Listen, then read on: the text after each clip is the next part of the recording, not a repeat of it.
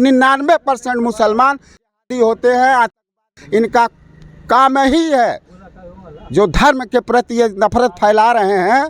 आज बते हुए बड़े बड़े डॉक्टर जो हैं वो देश के विरुद्ध काम कर रहे हैं, बम ब्लास्ट करा रहे हैं। तो हम आपसे कहना चाहते हैं कि देश के जो मुसलमान हैं ये देश के हो ही नहीं सकते हैं। भारत माता की जय बोलना पड़ेगा।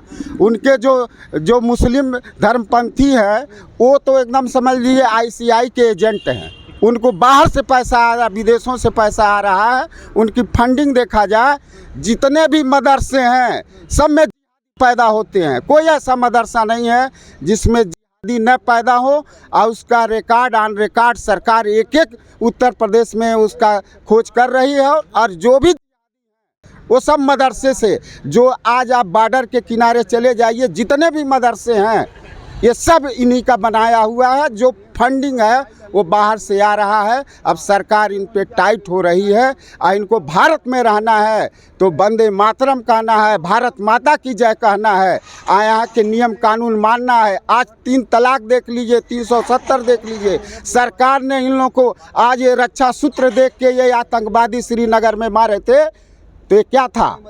किसी का रक्षा सूत्र देख के मारा था। तो ये सब देश के हो ही नहीं सकते हैं। इनके ऊपर तो वो बुलडोजर चलना चाहिए जैसे अंग्रेजों के ऊपर कोड़ा चलता है। जो मुसलमान हैं ना ये सांप्रदायिक होते ही हैं, इसलिए कि जहाँ भी दंगा होगा इनका जड़ वहीं से शुरू होगा। और आने वाला कल जो SR आप बता रहे हैं ना, ये 4-4 8 जगह ये नाम रखते हैं और 20-20 बच्चा पैदा करते हैं और सबको पेंट पॉलिश छोटी छोटी पंचर की दुकान करके और देशों में ये काटे जाते हैं, नहीं बोलते हैं। भारत में सारे सुविधाओं का लाभ लेते हैं। खाएंगे यहाँ का, गाएंगे पाकिस्तान का, ये चलेगा? कतई नहीं चलेगा। आप वंदे मातरम पे बात करते हैं, वंदे मातरम नहीं गाएंगे आप? राष्ट्रगीत हमारा है, अब आप नहीं गाएंगे? अगर भारत में रहना है और भारत में और सारी सुविधा का लाभ लेना है और भारत के आप रहने वाले हैं तो आपको वंदे मातरम और भारत माता की जय बोलना पड़ेगा। सबसे ज़्यादा अगर सुरक्षित मुसलमान है जो भारत का है वह भारत में है और कहीं सुरक्षित नहीं है। वैसी जैसे लोग जिंदा लाश हैं। अच्छा। अब उन्हें कब्र में रहना चाहिए। अपने कब्र को ढांपने के लिए, अपनी सुरक्षा को बिल्कुल मजबूती प्रदान करने के लिए वो बार बार पेश करते हैं अपने आप को। वो कहीं नेता है ही नहीं है, वो कोई रोल मॉडल है ही नहीं है। अच्छा। आप बता दें, अगर वो रोल मॉडल रहता तो उनके पीछे बहुत बड़ा लंबा हुजूम रहता। वो उन्मादी हैं और उन्मादी कभी बेसिकली देश के हित की बात नहीं करेगा।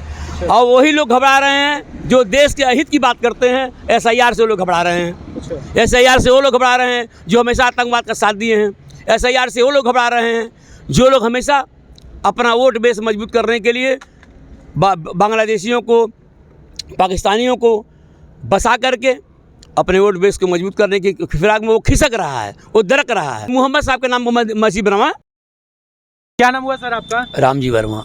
वर्मा जी, बाबरी मस्जिद फिर से सुर्खियों में आ चुका है और बाबरी मस्जिद कहा जा रहा है कि 6 तारीख को नींव रखी जाएगी। आपको मैं बता दूं कि आप पहले वो रिकॉर्ड खोजने का कार्य करें देश की आज़ादी से पहले का, कि जब सन 47 में जो भी पार्टी सत्ता में आई उसने नाम बाबरी मस्जिद रख दिया। कहीं आप दिखा दें आज़ादी के पहले उसका नाम बाबरी मस्जिद रहा हो। उस जगह का नाम श्री राम जन्मभूमि ही रखा गया था। वोट की तुष्टीकरण के लिए, मुस्लिमों को लुभाने के लिए बाद में उसका नाम बाबरी मस्जिद रख दिया गया, जो सत्य है। कभी भाई बाबर तो लुटेरा था, बाबर किसी का रोल मॉडल नहीं था। बाबर का कोई एजेंडा ही नहीं था, उसका काम लूटना था। वो आया हमारे देश में 17वीं सदी में हमारे देश को लूटा, भयक्रांत बनाया, उसने जो है कन्वर्जन करवाया। आज के जो ये बंगाल TMC के विधायक या जो भी लोग कहते हैं ये अपना वजूद ढूंढें तो 303 पीढ़ी से पहले, 4 पीढ़ी पहले वो हिंदू थे। उन्हें खुद नहीं पता है कि मैं मुसलमान हूँ या नहीं हूँ। मैं आज भी कहता हूँ कि अगर बाबरी मस्जिद कमेटी के बनाने वाले जो भी मेंबर हैं उनकी फाउंडिंग कहाँ से हो रही है, उनका बेस कहाँ से है, अगर सरकारें जांच करवा दें तो पता चलेगा कि विदेश से, मुस्लिम देशों से पैसा आ रहा है। वो यहाँ पैसा पैदा करने की कुवत नहीं है। मस्जिद बनाने के लिए उनके पास इतनी कुवत नहीं है कि जो इतने बड़े आधार को और ढांचे को यहाँ तैयार कर सकें, पहली बात। दूसरा यह, उन्हें तो ये कहना चाहिए, मोहम्मद साहब के नाम मोहम्मद मसीह वर्मा, मस्जिदें नहीं हैं। हमारे सरकार में जो है, हमारे देश में लगभग पूरे द ब्रांडेड ओवैसी के नेता कह रहे हैं कि क़यामत से क़यामत तक याद रखी जाएगी हमारी बाबरी मस्जिद। बाबरी मस्जिद भूलने वाली चीज़ नहीं है, हमारे बच्चे और भी वो उसके भी बच्चे याद रखेंगे। ओवैसी जैसे लोग जिंदा लाश हैं। अच्छा, अब उन्हें कब्र में रहना चाहिए। अपने कब्र को ढांपने के लिए, अपनी सुरक्षा को बिल्कुल मजबूती प्रदान करने के लिए वो बार बार पेश करते हैं अपने आप को। वो कहीं नेता है ही नहीं है, वो कोई रोल मॉडल है ही नहीं है। अच्छा, आप बता दें, अगर वो रोल मॉडल रहता तो उनके पीछे बहुत बड़ा लंबा हुजूम रहता। वो उन्मादी हैं, और उन्मादी कभी बेसिकली देश के हित की बात नहीं करेगा। और वही लोग घबरा रहे हैं जो देश के अहित की बात करते हैं। SIR से वो लोग घबरा रहे हैं। SIR से वो लोग घबरा रहे हैं जो हमेशा आतंकवाद का साथ दिए हैं।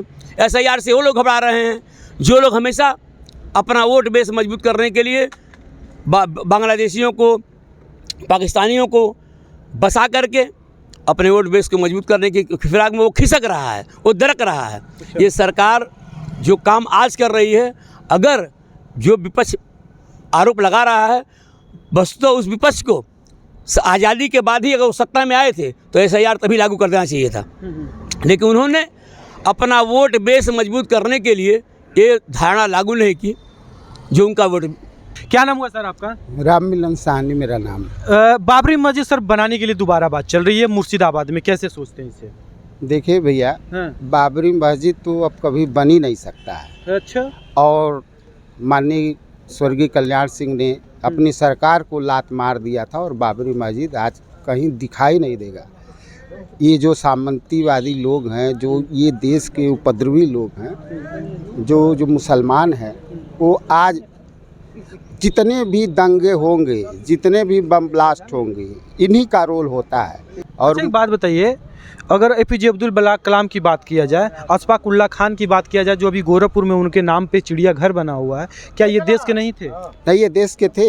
ऐसा है, मुसलमान के DNA में भारत के विरुद्ध अपना नज़रिया रखते हैं। चाहे वो अभी आपने देखा डॉक्टर जैसे लोग दिल्ली में बम ब्लास्ट किए और आज उसका नज़ीर है। इनको सरकार वो सबक सिखाएगा कि ये भूल जाएंगे कि भारत में रहना है तो भारत की बात करना पड़ेगा।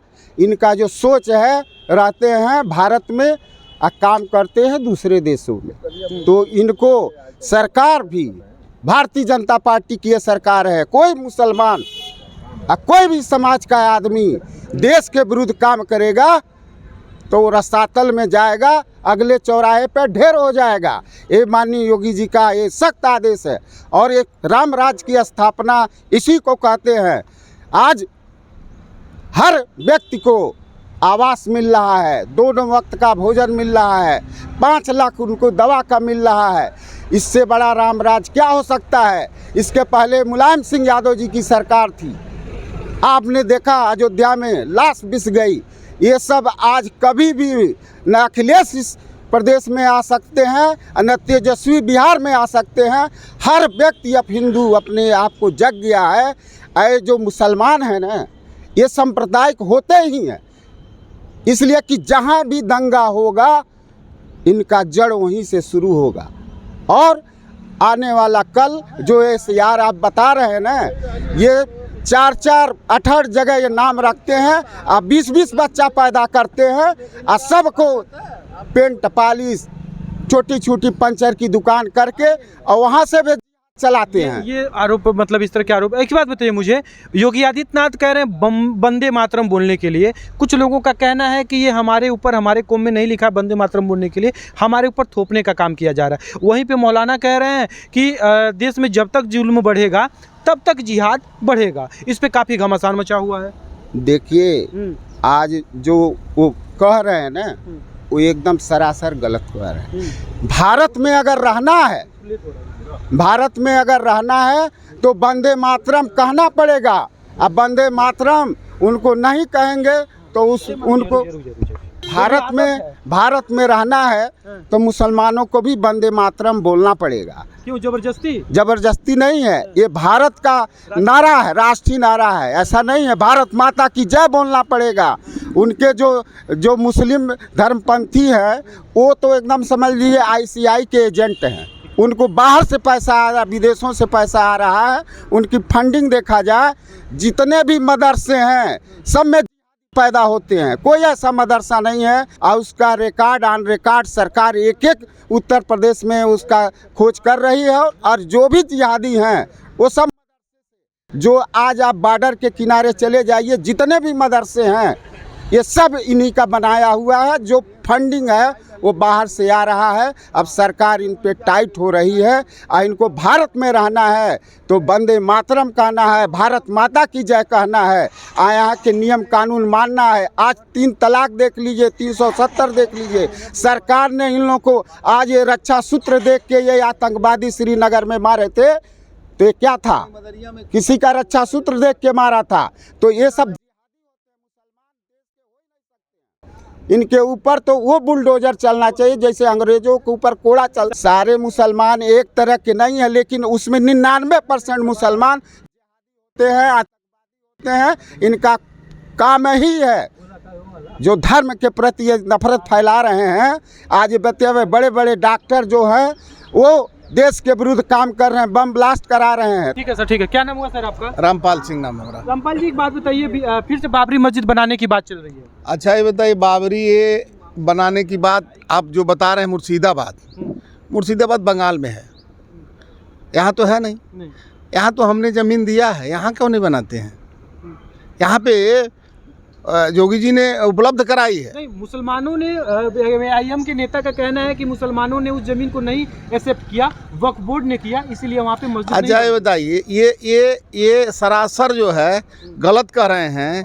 सारी जितनी सरकार की लोक कल्याणकारी योजनाएं हैं सबका ये लाभ लेंगे, खाएंगे यहाँ का, गाएंगे पाकिस्तान का। ये चलेगा? कतई नहीं चलेगा। आप वंदे मातरम पे बात करते हैं, वंदे मातरम नहीं गाएंगे आप? राष्ट्रगीत हमारा है, अब आप नहीं गाएंगे? अगर भारत में रहना है और भारत में और सारी सुविधा का लाभ लेना है और भारत के आप रहने वाले हैं तो आपको वंदे मातरम और भारत माता की जय बोलना पड़ेगा। इसमें संकोच किसी भारतवासी को नहीं होना चाहिए, किसी जाति धर्म का हो, क्योंकि वो राष्ट्रगीत है और आज का पैदा हुआ राष्ट्रगीत नहीं है। वो कह रहे हैं हमारे कौम में नहीं है कि हम लोग वंदे मातरम बोले, ऐसा हमने वीडियो देखा, सुना भी है। तो मत बोलें, चले जाएं पाकिस्तान। हम तो किराया भारत देने को तैयार हैं। अब वीज़ा भी लगेगा नहीं आपको, सीधे पाकिस्तान चले जाइए, वहीं जाके गाइए जो गाना है। अगर आपको गाना है, आपको रहना है भारत में, तो आपको ये चीज़ें कहनी पड़ेगी। कुछ लोगों का कहना है कि जो मुसलमान रोड पे चल रहा है वो भी असुरक्षित फील कर रहा है आज के डेट में। एक सरासर गलत है। पूरे विश्व की मैं बात करता हूँ, अगर सबसे ज़्यादा अगर सुरक्षित मुसलमान है जो भारत का है, वह भारत में है और कहीं सुरक्षित नहीं है। और देशों में ये काटे जाते हैं, नहीं बोलते हैं। भारत में सारे सुविधाओं का लाभ लेते हैं और सबसे ज़्यादा भारतीय जनता पार्टी की गवर्नमेंट में सुरक्षित रहे हैं। कभी भी कि भारत में आपको सारी सुविधाएं दी जाती हैं, आपको सम्मान आपको मिलता है। और आप कहेंगे जो जापान, मैं बताया ना आपसे, देश के दूसरे राज्यों में ऐसा नहीं है। विश्व में बहुत मुस्लिम कंट्रियां हैं, आपको नहीं लगता है? बांग्लादेश की प्रधानमंत्री को शरण किसने दिया? घनश्याम बाबा, बांग्लादेश की प्रधानमंत्री का शरण कहाँ मिला? 46-48 मुस्लिम कंट्रियां, किसी ने एक्सेप्ट नहीं किया। भारत ने बड़ा दिल रखा और उसको बुला के उनको शेख हसीना को यहाँ रखा है। क्यों रखा? ये नहीं तुष्टिकरण उनको दिखाई देता है। इस पे नहीं आता है कि क्यों भारतीय जनता पार्टी, मोदी जी ने उन्हें ससम्मान यहाँ ले आके रखा, एक उनके आह्वान पे।